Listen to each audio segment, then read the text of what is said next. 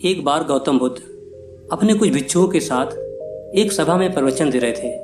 उस सभा में बुद्ध को चाहने वालों से ज़्यादा बुद्ध के शत्रु थे।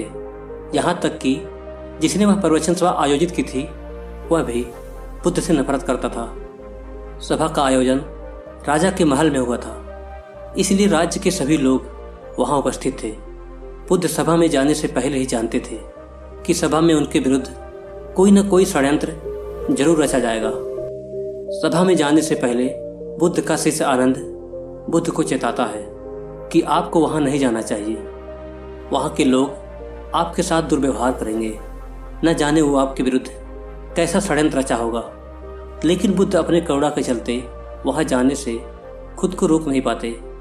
सभा की शुरुआत होती है बुद्ध से कुछ तीखे प्रश्नों से। बुद्ध से ईर्ष्या करने वाले लोगों का यह प्रयास होता है कि बुद्ध से कोई ऐसा प्रश्न पूछा जाए जिसका उत्तर बुद्ध ना दे सके, परंतु बुद्ध सभी प्रश्नों के उत्तर बड़े ही सरलता से दे देते हैं। सभा में उपस्थित सभी लोग अपने अपने प्रश्न पूछ लेते हैं और उन्हें उनके उत्तर भी मिल जाते हैं। अचानक वहाँ एक स्त्री आती है और बुद्ध से कहती है, आप ध्यान की बात करते हैं, आप ज्ञान की बात करते हैं, आप सत्य की बात करते हैं, आप लोगों को सत्य के मार्ग पर चलाने की जिम्मेदारी लेते हैं, परंतु क्या आपके भीतर तनिक भी दया नहीं?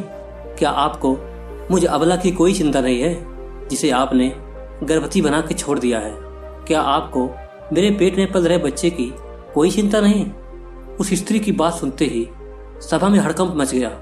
सभी लोग एक दूसरे से बातें करने लगते हैं।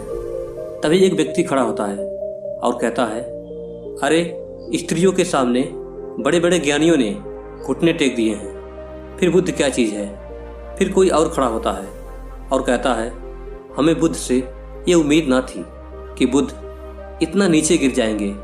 इसी तरह सभा के बहुत सारे लोग खड़े हो जाते हैं और बुद्ध को भला बुरा कहने लगते हैं। जब सभी अपने अपने मन की भड़ास निकाल लेते हैं तब राजा कहता है, बुद्ध आप अपनी सफाई में क्या कहेंगे?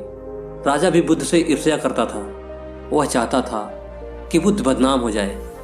यहाँ पर आपको एक बात समझनी चाहिए कि इन सारी घटना से बुद्ध पर कोई असर नहीं था। लोगों के अपशब्दों का बुद्ध पर कोई असर नहीं था और ना ही उस स्त्री के झूठे आरोप का। जानते हैं क्यों? क्योंकि बुद्ध जानते थे कि सत्य क्या है। वे अपनी नज़र में ठीक थे और सूत्र भी यही है, चाहे पूरी दुनिया आपके खिलाफ हो जाए, अगर आप अपनी नज़र में ठीक हैं, अगर आप जानते हैं कि आप सत्य के साथ हैं, तो आपका कोई कुछ नहीं बिगाड़ सकता। सभी के सभी लोग संदेह में थे, यहाँ तक कि बुद्ध के कुछ नए भिक्षु भी संदेह में पड़ गए थे। लेकिन बुद्ध जानते थे कि सत्य क्या है और यही आवश्यक था, इसलिए उनके चेहरे पर जरा सा भी बदलाव नहीं आया था। राजा बुद्ध से कहता है, बुद्ध क्या आप अपनी सफाई में कुछ कहेंगे? बुद्ध उस स्त्री से कहते हैं, पुत्री इस पूरे ब्रह्मांड में केवल दो ही लोग सत्य को जानते हैं कि तुम सत्य कह रही हो या असत्य। इससे पहले कि बुद्ध कुछ आगे कहते वह स्त्री अपनी नज़र चुराने लगती है। उस सभा का ही एक व्यक्ति उस स्त्री से कहता है, तुमने बहुत बड़ी बात कही है, अगर यह गलत साबित हो गई तो तुम जानती हो ना कि तुम्हें क्या दंड दिया जाएगा। उस व्यक्ति की बात सुनकर स्त्री का हाथ पैर कांपने लगता है और वह वहां से तेजी से भागने लगती है।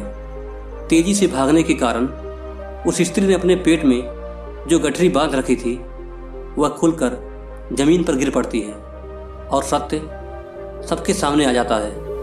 उस स्त्री ने अपने पेट में गठरी इस तरह से बांध रखी थी जिससे लग रहा था कि उसके पेट में बच्चा है। राजा उसी समय उस स्त्री को बंदी बनाने का आदेश देता है, परंतु बुद्ध के कहने पर उस स्त्री को क्षमा कर दिया जाता है।